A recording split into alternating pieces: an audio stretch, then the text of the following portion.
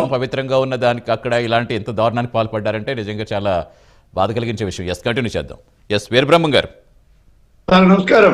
నమస్తే అండి వీరబ్రహ్మం గారు. అసలు 60 లక్షల కిలోలు నెయ్యే కాదు పామాయిల్.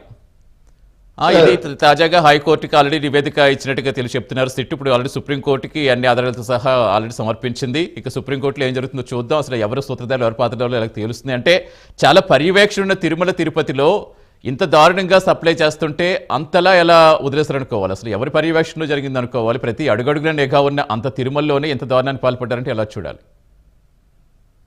ప్యానల్లో ఉన్న వాళ్ళకి మీకు అందరికి కూడా నా ప్రత్యేక నమస్కారాలు. నమస్తే, చెప్పండి. ఇది ప్రభుత్వం, అప్పుడున్న ప్రభుత్వానికి అందరు అధికారులకు ఆ యొక్క నాయకులకు అందరికి తెలిసే జరుగుతుంది కానీ తెలియకుండా జరగదు. దేశంలో కాదు ప్రపంచ దేశాల నుంచి వచ్చేటువంటి మరి భక్తులందరూ కూడా ఏంటంటే టీటీడీ దేవస్థానంలో ఇంత జరుగుతున్నా కూడా కనీసం ప్రభుత్వం దాన్ని పట్టించుకున్న నాథుడే లేడు. వాళ్ళకు ఒకటే కావాల్సింది, ఆ ప్రభుత్వంలో మనం వాడికి పర్మిషన్ ఉండని లేకపోని మన అనుకున్న వాళ్ళకి ఇచ్చేస్తే మన కమిషన్లు ముడతాయి, ఆ కమిషన్ తీసుకుంటాం. లడ్డు ఏమైతే మనకేమి, భక్తులు మనోభావాలు దెబ్బతిన్నా మాకు సంబంధం లేదన్న ఇంకా వాళ్ళు వ్యవహరించారే కానీ మరి లేకపోతే మరి బోలేబాబు కానీ ఏఆర్ కానీ వైష్ణవి కానీ వీళ్ళందరూ ఎవరండి? వీళ్ళ రిపోర్ట్స్ చూసారా ఏమన్నా? అలాంటి వాళ్ళని చేయబట్టే ఇవాళ సిట్టు 14 మందిని కూడా అరెస్ట్ చేశారు. అలాగే వైవి సుబ్బారెడ్డి పిఐ అప్పలను కూడా మరి విచారణ జరిగింది. వీళ్ళందరూ దోషులే. రేపు సిట్టులో ఇచ్చిన నివేదికలో సుప్రీంకోర్టు న్యాయబద్ధంగా జరుగుతుంది. వీళ్ళందరూ కూడా దోషులుగా నిలబడతారు.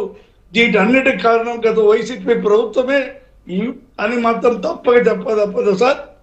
మరి ఇంత జరుగుతున్న మొదట్లోనే మా నాయకుడు ప్రస్తుత ముఖ్యమంత్రి ప్రకటించాడు, అయ్యా ఇట్లా జరుగుతూ ఉంది అన్న తర్వాతనే ఇవన్నీ జరిగినాయి.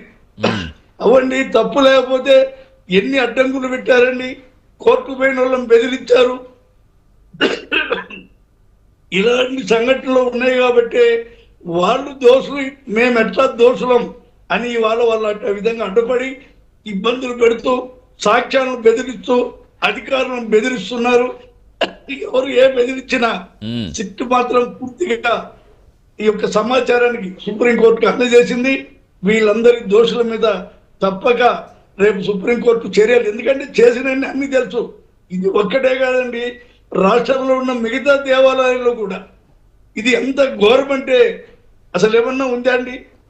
ఏ కులం ఉన్నా ఏ మతం ఉన్నా ఎవరి వాళ్ళు ఉంటారు దాంట్లో. అంతేకాని శ్రీ వెంకటేశ్వర స్వామి ప్రపంచంలో ఉన్నటువంటి పేరు గలటువంటి దేవుడికి ఇంత అన్యాయం జరగడం చాలా బాధాకరం.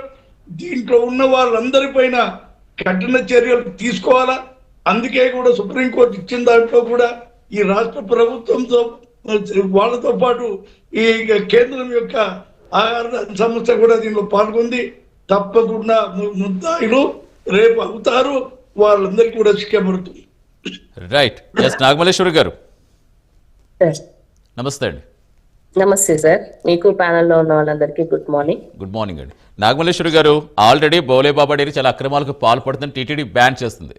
కానీ బ్యాన్ చేసిన ఏఆర్